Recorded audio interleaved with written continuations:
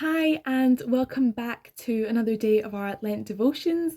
Today I'm going to be talking about Luke 8 verses 22 to 25 when Jesus calms the storm. So it says, "One day Jesus and his followers got into a boat and he said to them, 'Let's go across the lake.' And so they started across. While they were sailing, Jesus fell asleep. A very strong wind blew upon the lake, causing the boat to fill with water, and they were in danger. The followers went to Jesus and woke him, saying, 'Master, Master, we will drown.' Jesus got up and gave him the command to the wind and the waves. They stopped, and it became calm. Jesus said to his followers, 'Where is your faith?' The followers were afraid and amazed and said to each other, 'Who is this that commands the wind and the water?' And they obey him." So I'm just going to speak a little bit about what kind of stood out to me. So the first thing that really stood out was the question that Jesus asks, "Where is your faith?" And it's so short, so simple, but it's quite powerful. So it made me think about, where does my faith lie?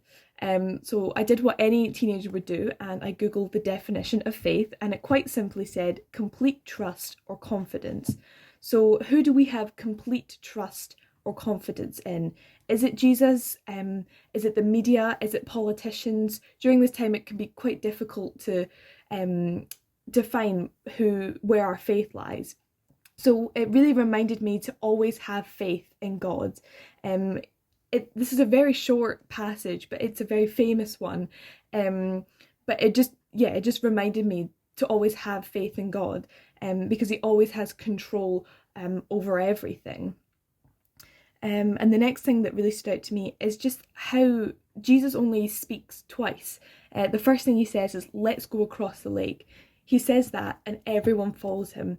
It just emphasizes how much command he has over these people. They are willing to follow him no matter what, onto a lake, no matter where he goes. And then he tells the wind and the waves to calm, and they do. And he tells the followers, "Where is your faith?" And after that, the followers say, they question why the wind and the water obey him. So it made me think, if nature, which man has no control over, if nature obeys Jesus, surely we should.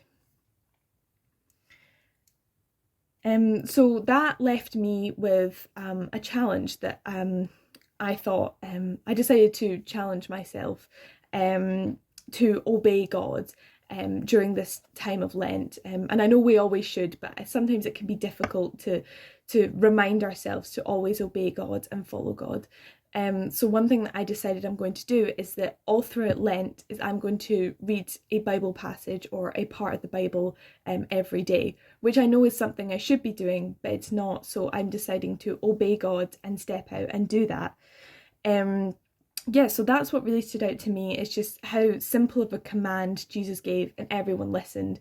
So sometimes it's not always listening to the big things that God tells us, but just the little things that we should definitely be following. So thank you for listening, and hope you're all well.